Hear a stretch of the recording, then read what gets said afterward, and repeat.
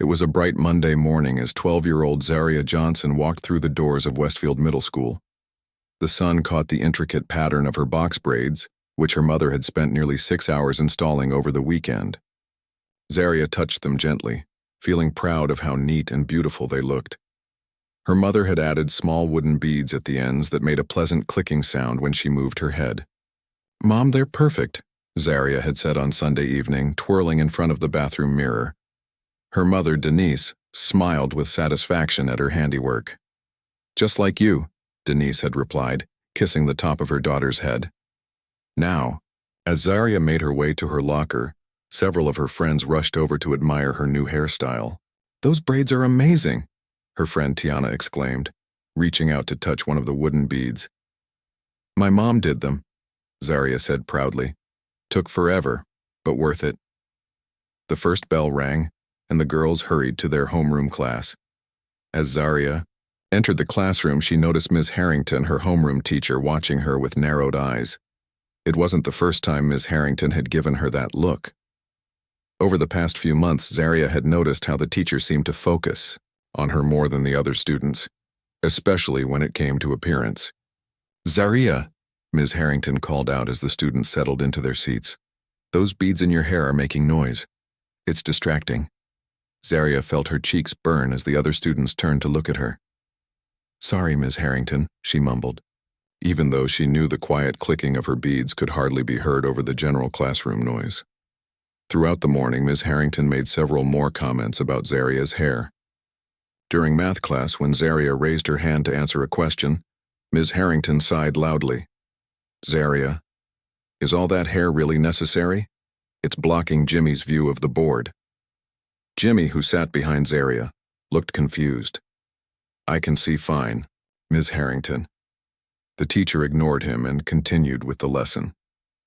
By lunchtime, Zaria was feeling uncomfortable and self-conscious.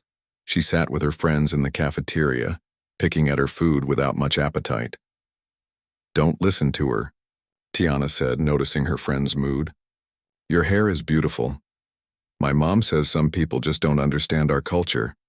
Zaria nodded, trying to take comfort in her friend's words. After lunch came her favorite class, art.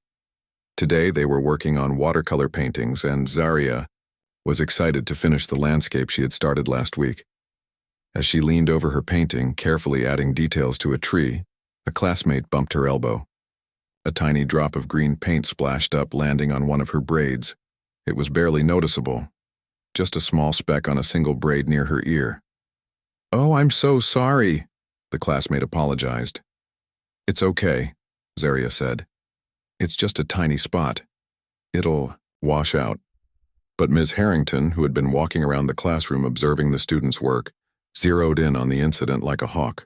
"Zaria, your hair has paint in it," she announced loudly, causing everyone to turn and stare. "It's just a tiny drop, Ms. Harrington," Zaria explained. "I can clean it when I get home." "Nonsense. This is a hygiene issue now," Ms. Harrington declared. "Come with me." Confused and embarrassed, Zaria followed Ms. Harrington out of the classroom. Instead of heading to the bathroom where Zaria thought they might try to clean the spot, Ms. Harrington led her to the nurse's office.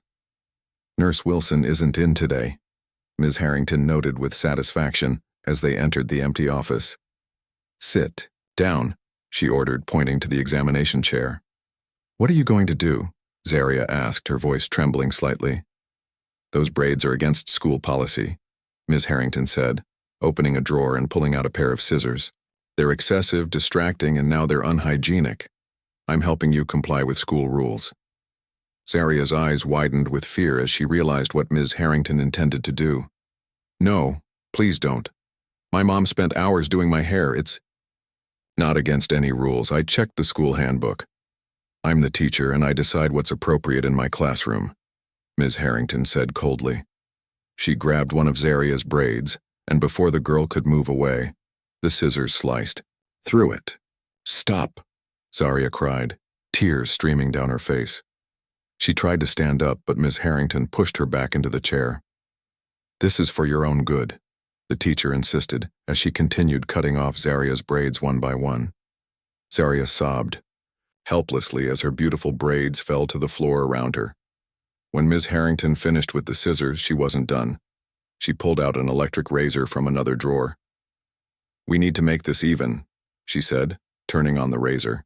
"Please no," Zaria begged, but Ms. Harrington ignored her pleas.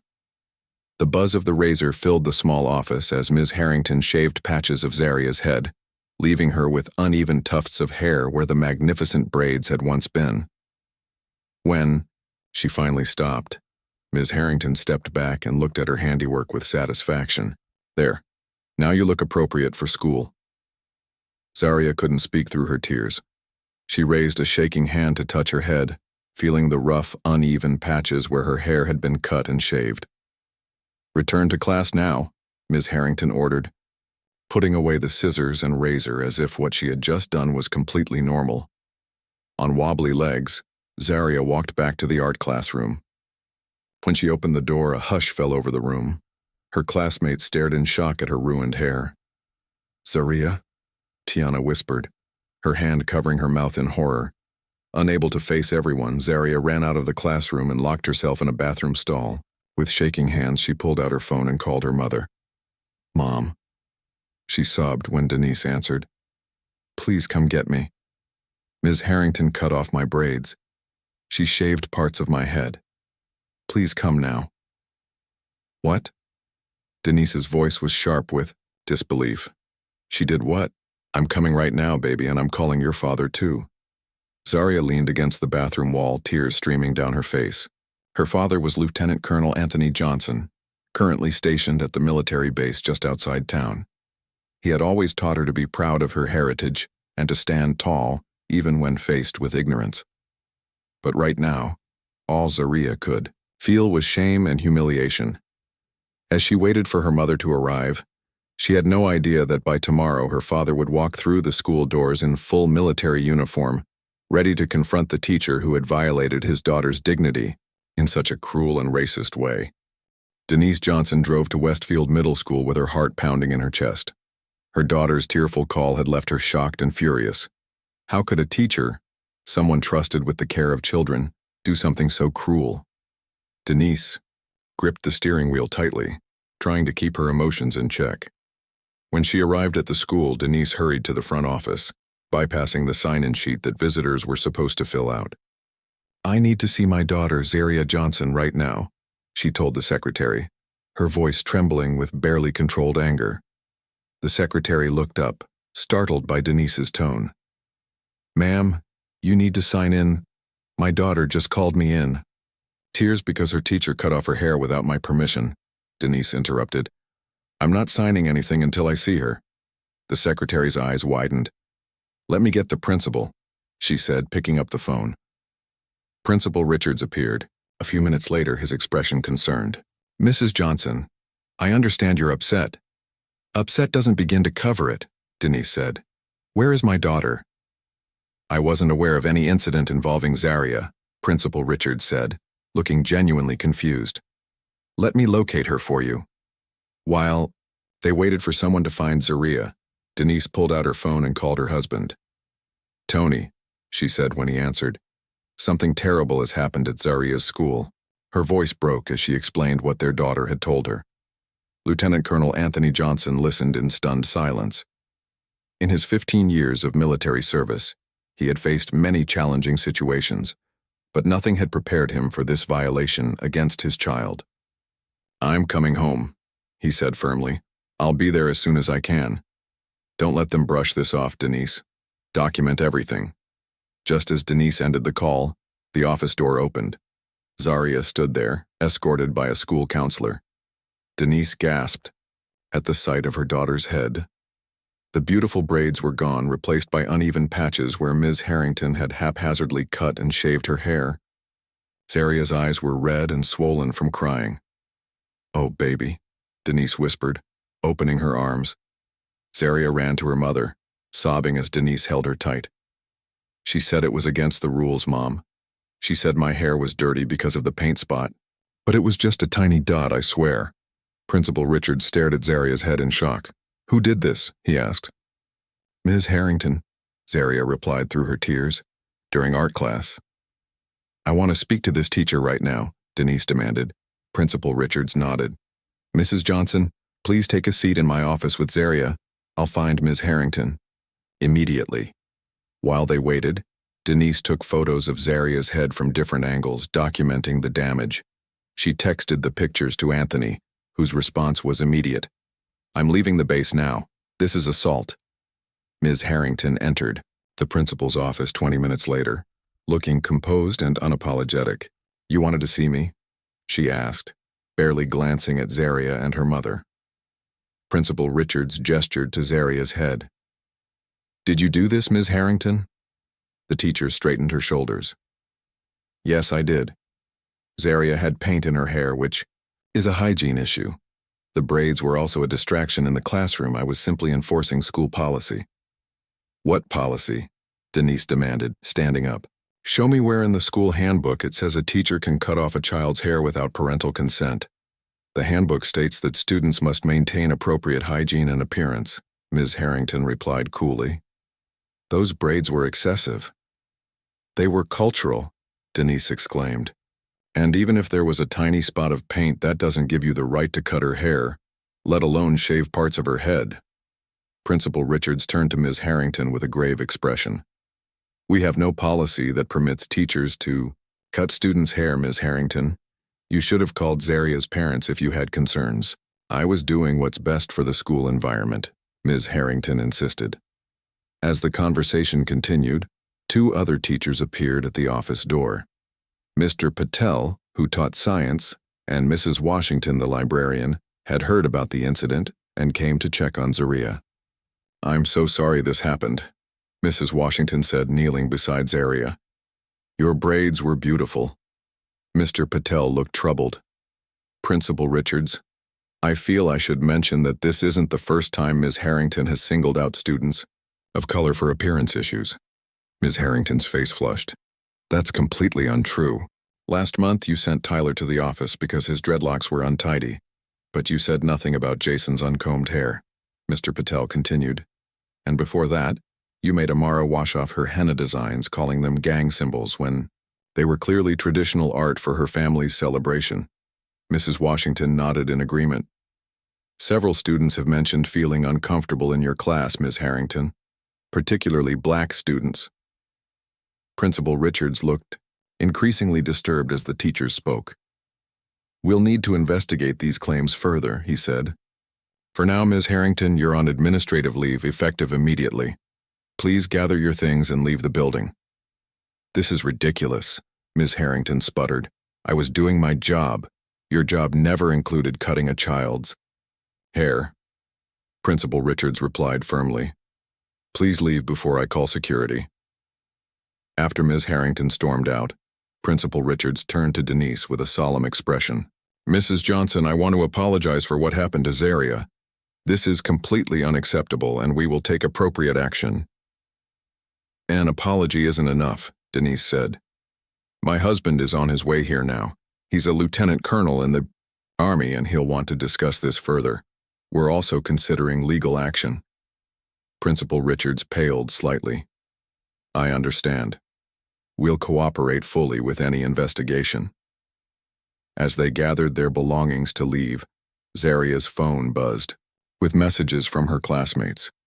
Word had spread quickly through the school about what happened.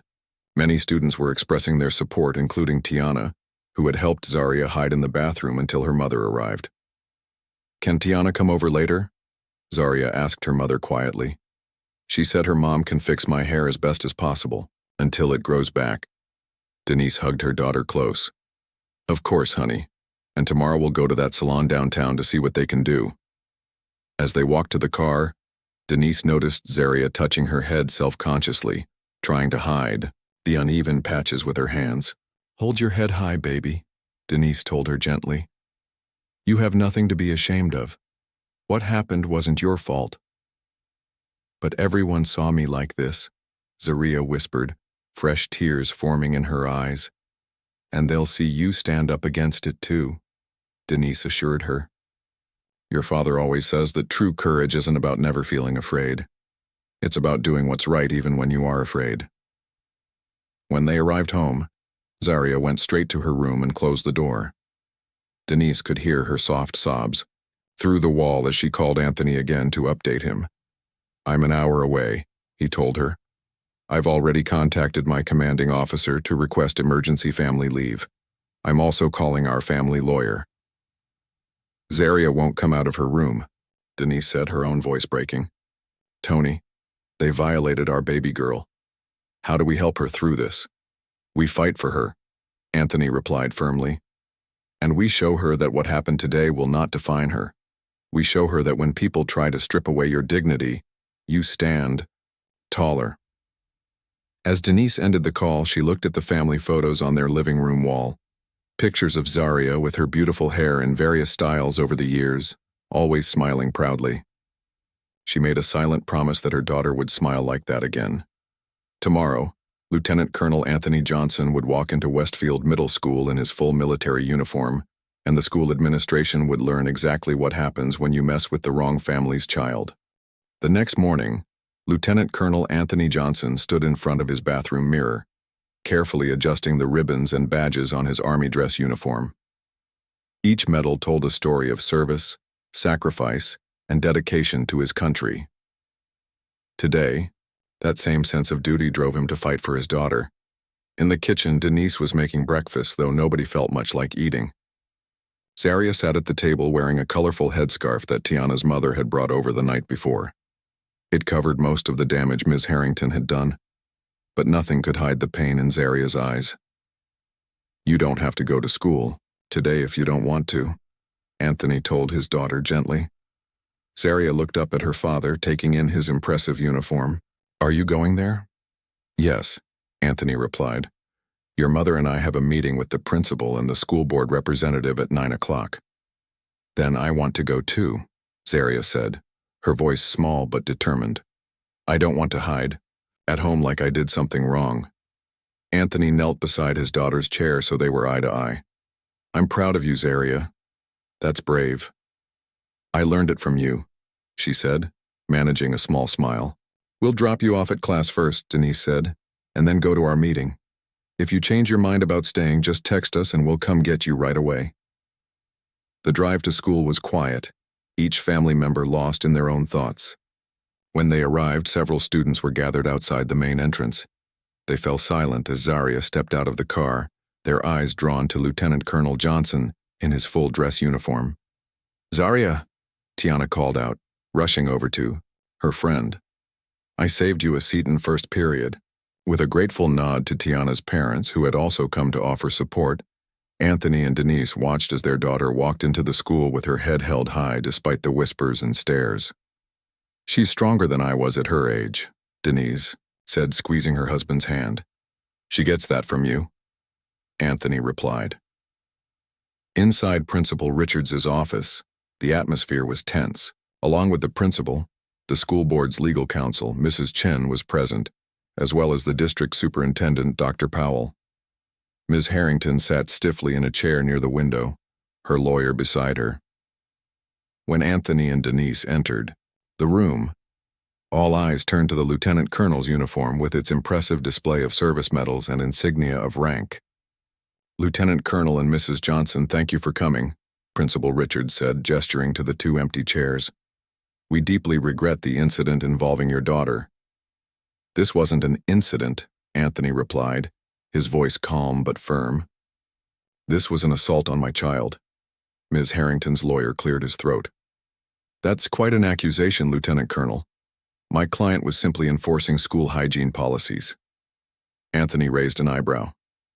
"Is that so? Then perhaps you can show me where in those policies it states that a teacher can physically restrain a child and cut off her hair without parental consent?" The lawyer shuffled through some papers. "The school handbook does state that students must maintain appropriate appearance and hygiene." "I've read the handbook cover to cover," Anthony interrupted, pulling out his own copy with highlighted sections. "Nowhere does it give teachers the authority to physically alter a student's appearance. Furthermore, the handbook specifically mentions respect for cultural differences, including hairstyles." Denise placed a folder on the table. "We've compiled statements from 5 students who witnessed Ms. Harrington take our daughter to the nurse's office. We also have testimony from 2 teachers who have observed Ms. Harrington specifically targeting black students for appearance-related discipline over the past year. Anthony continued, opening his laptop. Additionally, we've documented every interaction Zaria has had with Ms. Harrington since the beginning of the school year. There's a clear pattern of racial bias. Ms. Harrington stood up, her face flushed. This is ridiculous. I treat all my students equally. The girl had paint in her hair. It was unsanitary. My daughter has a name, Anthony said, his voice still measured but with steel beneath the calm. Her name is Zaria, not the girl, and a drop of paint the size of a pinhead doesn't justify what you did. Dr. Powell, the superintendent, looked troubled. Ms. Harrington, did you attempt to contact Zaria's parents before taking this action? There wasn't time, Ms. Harrington insisted. It was a hygiene emergency. A hygiene emergency? Denise repeated incredulously. Water could have removed a spot of watercolor paint. Instead, you traumatized our child and violated her bodily autonomy. Anthony turned to the school officials. My daughter's hair wasn't just hair. Those braids represent her cultural heritage and identity. Ms. Harrington didn't just cut hair. She attempted to strip my daughter of her dignity and pride in who she is. Mrs. Chen, the school board's legal counsel, spoke up. Lieutenant Colonel Johnson, while we acknowledge the seriousness of the situation, calling it a racially motivated incident might be premature. Anthony reached into his briefcase and pulled out a thick folder. I anticipated that response, Mrs. Chen. Here are documented complaints from 8 other families of color regarding Ms. Harrington's behavior over the past 3 years. None were properly investigated. The room fell silent as Mrs. Chen flipped through the folder, her expression growing more concerned with each page. How did you get these? Principal Richards asked. I'm an intelligence officer, sir, Anthony replied. Gathering information is what I do, and when my daughter is hurt, I do it very thoroughly. Dr. Powell exchanged glances with Mrs. Chen. Where did you get these records? Some of these complaints were handled internally. Parents talk, Denise explained. After what happened to Zaria, word spread. These families reached out to us because they felt their concerns had been ignored. Ms. Harrington's lawyer leaned over to whisper something to her, but she brushed him off. Those complaints were resolved, she insisted. This is a coordinated attack on my reputation. Anthony's expression remained impassive. Ms. Harrington, I've faced actual attacks during my 3 tours overseas. This isn't an attack, it's accountability. He turned back to the school officials. My wife and I aren't just here as angry parents. We're here because what happened to our daughter reflects a systemic problem. When a teacher feels empowered to put her hands on a black child's hair and cut it off without consequences, something is broken in your school culture. Principal Richards looked genuinely distressed. Lieutenant Colonel, I assure you this is not what our school stands for. Then prove it, Anthony said simply. Actions, not words. Dr. Powell cleared his throat. What are you asking for exactly? Anthony and Denise exchanged glances before Denise spoke. First, Ms. Harrington should be removed from her position. No teacher who violates a child's bodily autonomy should remain in the classroom. That's outrageous, Ms. Harrington protested. Second, Anthony continued as if she hadn't spoken, we want a comprehensive review of your disciplinary policies, particularly how they affect students of color. Third, Denise added, mandatory cultural sensitivity training for all staff. And, finally, Anthony concluded, a public acknowledgement of what happened to our daughter and a commitment to change. Ms. Harrington's lawyer stood up. My client has a spotless 20-year teaching record. These demands are excessive based on one misunderstanding. A misunderstanding? Anthony repeated, his calm facade cracking slightly. He pulled out his phone and showed them the photos of Zaria's mutilated hair. This wasn't a misunderstanding. This was a grown woman holding down a 12-year-old girl and cutting off her hair while she begged her to stop. The room fell silent as the images spoke for themselves. We've already contacted the local news, Denise added quietly. They're very interested in this story, especially given the other complaints we've uncovered. Dr. Powell sighed deeply. There's no need to involve the media. We want to resolve this properly. So do we, Anthony replied. But transparency is part of proper resolution. Our community deserves to know what's happening in their children's school. Lieutenant Colonel Johnson, Principal Richards began, hesitantly. While I understand your frustration, with all due respect, Anthony interrupted, this isn't about my frustration. This is about my daughter's right to be treated with dignity. This is about every black child's right to wear their natural hair without fear of discrimination or humiliation. As Anthony spoke, his phone buzzed with a text message. He glanced down to see it was from Zaria. Dad, the kids in my class are saying I'm brave for coming back. Thank you for teaching me to be strong. Something in Anthony's expression softened momentarily before he looked back up at the school officials with renewed determination. We're not leaving this room until we have a concrete plan of action, he stated firmly. My daughter deserves justice, and every other child in this school deserves better than what happened yesterday. As the meeting continued, it became clear that Lieutenant Colonel Anthony Johnson had come prepared not just with evidence and demands, but with the unwavering resolve of a father protecting his child and a soldier fighting for what was right. Word about what happened to Zaria spread quickly throughout the community. By that evening, local parents were organizing on social media, planning to attend the emergency school board meeting scheduled for the following day.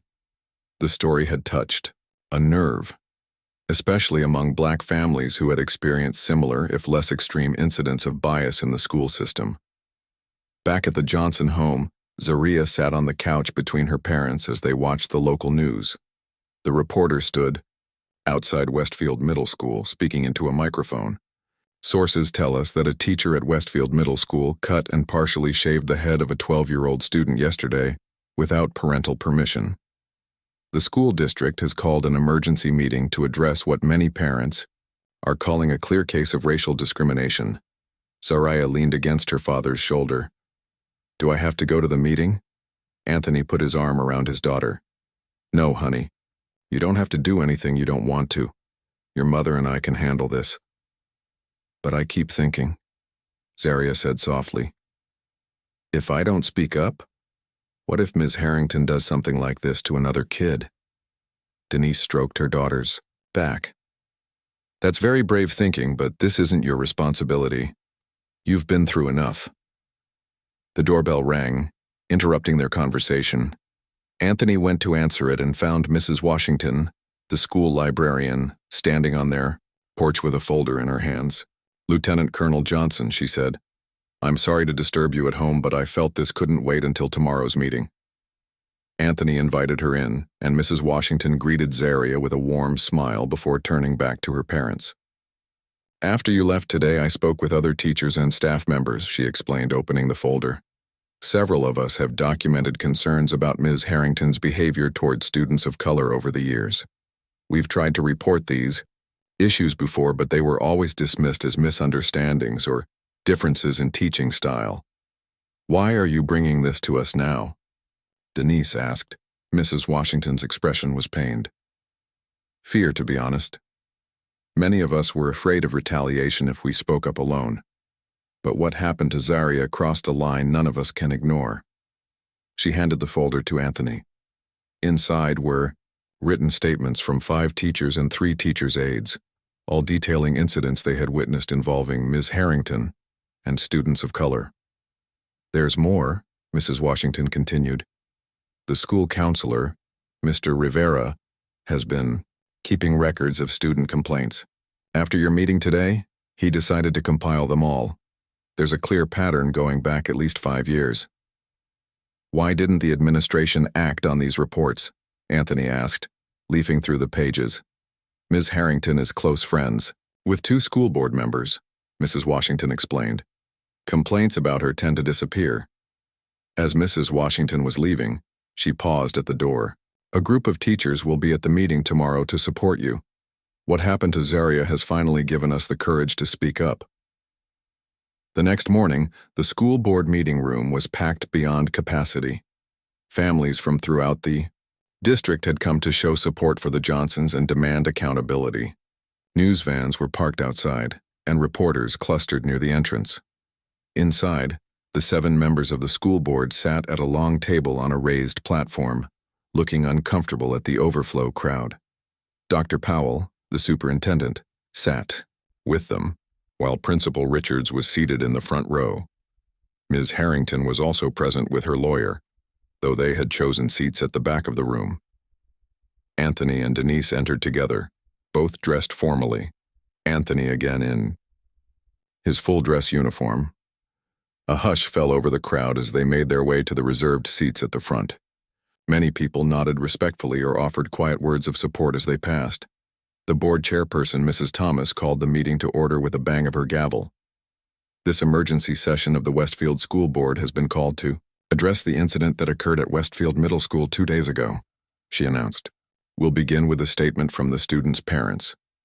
Anthony approached the podium, standing tall in his military uniform, the lights gleaming off his service medals.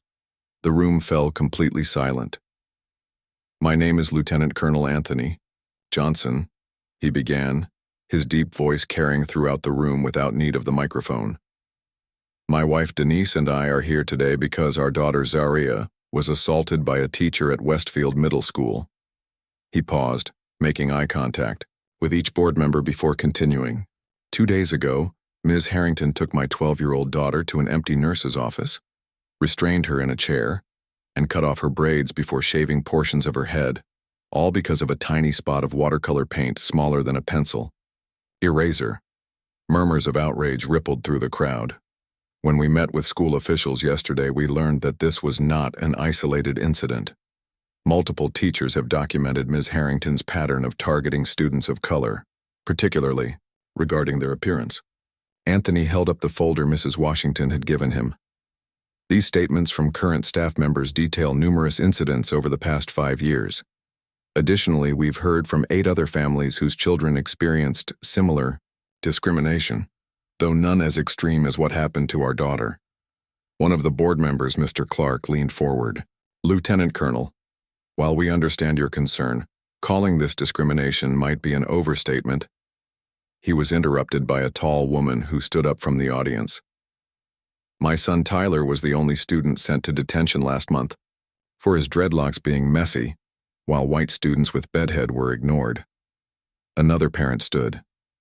My daughter was told her beaded braids were too noisy and distracting, even though they made hardly any sound. One by one, parents throughout the room stood to share similar experiences, creating a powerful chorus of testimony that couldn't be ignored.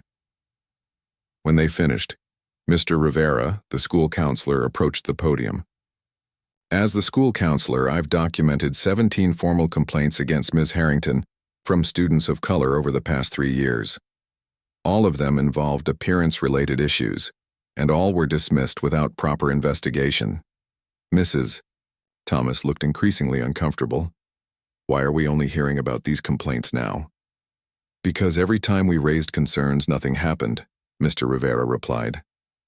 But after seeing what was done to Zaria, remaining silent is no longer an option. Mrs. Washington then stepped forward with several colleagues. We, the undersigned teachers at Westfield Middle School, are formally requesting an independent investigation into discriminatory practices at our school, beginning with Ms. Harrington's conduct but not limited to her alone. From the back of the room, Ms. Harrington stood up. This is a witch hunt. I've been teaching for 20 years, and apparently discriminating for just as long, someone in the crowd called out. Dr. Powell raised his hands, trying to restore order. Please, everyone, we need to address this calmly and follow proper procedures. Proper procedures, Denise Johnson said, stepping up to the microphone. The time for procedures was before a teacher held down my daughter and cut off her hair. The time for procedures was when the first complaint was filed years ago and ignored. The crowd erupted in applause. Anthony returned to the podium. The school's lawyer suggested yesterday that we were being excessive in our demands. So let me be very clear about what we want. He looked directly at the board members. We want Ms. Harrington removed from her position permanently. We want a complete overhaul of the complaint process so that concerns about discrimination are properly investigated. We want mandatory cultural sensitivity training for all staff. And we want a public acknowledgement of the harm done to our daughter and other students. And if these demands aren't met, Mrs. Thomas asked, then we'll be forced to pursue legal action, Anthony replied calmly. Not just my family, but all the families affected by these discriminatory practices. Mrs. Thomas conferred quietly with the other board members before speaking again. We'll need to deliberate on these matters in a closed session. With all due respect, Anthony said, this community has waited long enough for action. We'll wait, right here while you deliberate. The board members looked surprised, but faced with the determined crowd, agreed to a 30-minute closed session. As they waited, community members approached the Johnson family, offering support and sharing their own stories. Teachers gathered in small groups, discussing changes they wanted to see in the school system. Local civil rights organizations handed out information on students' rights and anti-discrimination laws. What had begun as one family's fight for justice was quickly becoming a movement for change throughout the entire school district. When the school board members returned from their closed-door meeting, their faces were solemn. The packed room fell silent as Mrs. Thomas approached the microphone. After careful consideration of the evidence presented today, she began. The board has reached a unanimous decision. She cleared her throat before continuing. First, Ms. Harrington's employment with the district is terminated, effective immediately. A wave of applause rippled through the crowd, but Mrs. Thomas raised her hand for quiet. Second, we will hire an independent investigator to review all past complaints of discrimination in our schools, not just those involving Ms. Harrington. Third, we will implement mandatory cultural sensitivity training for all staff, to be designed in consultation with community leaders and experts in educational equity. Finally, we wish to formally apologize to Zaria Johnson and her family for the inexcusable treatment she received. No child should ever be subjected to such a violation of their dignity and bodily autonomy. Anthony and Denise exchanged a look of cautious satisfaction, but they knew that announcements were just the beginning. While these steps are a start, Anthony said when invited back to the podium, what matters now is follow-through. Our community will be watching closely to ensure these promises become reality. Ms. Harrington stormed out of the meeting, her lawyer hurrying behind her. As she pushed through the crowd, she passed Zaria, who had arrived with her aunt during the board's deliberation. For a moment, their eyes met. Ms. Harrington looked away first, her face flushed with anger and shame. You did this, she muttered as she passed the young girl. Zaria stood tall in her colorful headscarf. No, she replied quietly, but clearly. You did this to yourself. Several people who overheard the exchange nodded in approval at Zaria's composure. The young girl made her way to her parents, who embraced her proudly. In the days that followed, the story of Westfield Middle School made national headlines. News outlets picked up the story of the military father in full dress uniform standing up for his daughter against discrimination. Civil rights organizations reached out to offer support, and educational policy experts cited the case as an example of why schools needed better training and accountability. 3 weeks later, Zaria sat in a stylist's chair at Crown Glory, a local hair salon specializing in black hair care. The owner, Ms. Vivian, had offered free services to help Zaria restore her confidence while her hair grew back. We're going to make you look gorgeous for your big day tomorrow, Ms. Vivian said, as she gently worked with Zaria's uneven hair growth, adding extensions where needed to create a stylish short look. Do you think people will stare? Zaria asked, looking at her reflection. They might, Ms. Vivian admitted honestly. But they'll be staring because you're brave and beautiful and standing up for what's right. The next morning, Zaria stood at the podium in the school district's administration building. Before her sat the newly formed Cultural Respect Advisory Committee, made up of parents, teachers, students, and community leaders. Behind her stood her parents, both beaming with pride. Name is Zaria Johnson, she began, her voice trembling slightly before gaining strength. 6 weeks ago, a teacher cut off my braids and shaved parts of my head because she thought my hair was a problem. She touched her new hairstyle, which Ms. Vivian had styled beautifully, incorporating small cowrie shells and beads that celebrated her heritage. That day I felt like I had lost a part of myself. My braids weren't just hair. They were a connection to my culture and a way I expressed who I am. The room was completely silent as Zaria continued. But something unexpected happened. When my dad stood up for me, other people started standing up too. Teachers who had seen unfair treatment of other kids, parents whose children had been made to feel ashamed of who they are, students who were tired of being treated differently because of how they looked. She looked around the room, making eye contact with various committee members. What happened to me was wrong, but some good has come from it. Our school now has new rules that protect students' cultural expression. Teachers are learning about different cultures and how to respect them. And kids like me know that if something unfair happens, people will listen when we speak up. Zaria held up a thick folder. I've collected ideas from students about how to make our schools more welcoming for everyone. We want to start a cultural heritage club, where we can share and celebrate our different backgrounds. We want to add books in the library that tell stories about people who look like us. And we want student representatives to help review school policies that affect us. The committee chairperson nodded encouragingly. These are excellent suggestions, Zaria. We'll review them carefully. There's one more thing, Zaria said. My parents and I are starting a scholarship fund for students who want to become teachers. We're calling it the Dignity and Respect Scholarship, and it's for people who will teach kids to be proud of who they are and where they come from. The announcement was met with applause. Lieutenant Colonel Johnson stepped forward to explain that part of the settlement they had reached with the school district would go toward funding the scholarship, along with donations from community members who had been moved by Zaria's story. After the meeting, as the family walked to their car, a group of young girls approached Zaria.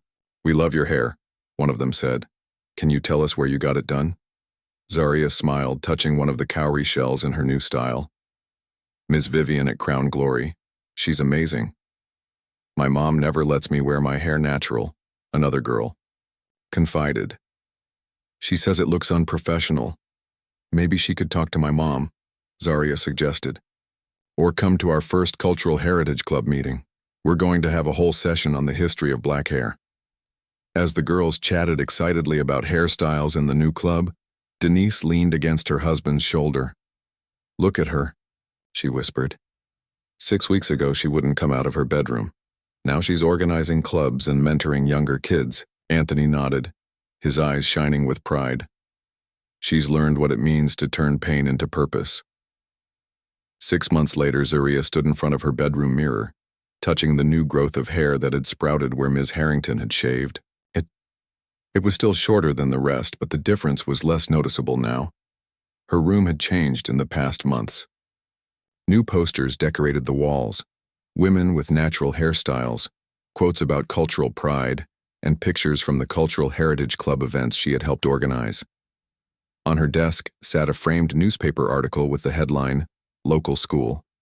District Adopts Groundbreaking Cultural Respect Policy." Beside it was a photograph of Zaria and her parents at the ceremony where the new policy was officially announced. Her phone buzzed with a text message from Tiana. "Turn on Channel 5 now." Zaria grabbed the remote and switched on her TV. A news reporter was standing outside a state government building. In a landmark decision today, the state legislature passed the Crown Act, prohibiting discrimination based on hair texture and hairstyles commonly associated with race or national origin in schools and workplaces across the state. Advocates say this law will prevent incidents like the one that occurred at Westfield Middle School last year, where a teacher cut off a black student's braids without permission. The camera panned to show Anthony and Denise standing with a group of lawmakers and advocates at the bill signing. Zaria's phone rang. It was her father. "Did you see it?" Anthony asked, his voice filled with emotion. "They did it. The bill passed." "I saw," Zaria replied, wiping away tears. "So no other kid will have to go through what I did?" "That's right, sweetheart. Your courage helped make this happen." After she hung up, Zaria returned to the mirror. She touched her growing hair again, but this time with a smile. What had once been a symbol of humiliation had become a reminder of strength. She picked up her journal, another new habit she had developed in the past months, and wrote, "Today, our state passed the Crown Act. It means schools and workplaces can't discriminate against people because of their natural hair or cultural hairstyles. 6 months ago, I thought the worst day of my life was when Ms. Harrington cut off my braids. I felt so ashamed and powerless. But now I know that wasn't the end of my story. It was just the beginning. Sometimes it takes something painful to create real change. My dad always says that true strength isn't about never getting knocked down. It's about how you get back up and who you help along the way. Today, we helped a lot of people stand a little taller. Closing her journal, Zaria picked up her backpack. She had a cultural heritage club meeting to lead, and a group of younger students waiting to learn about the rich history and significance of their natural hair. A history no one could ever cut away.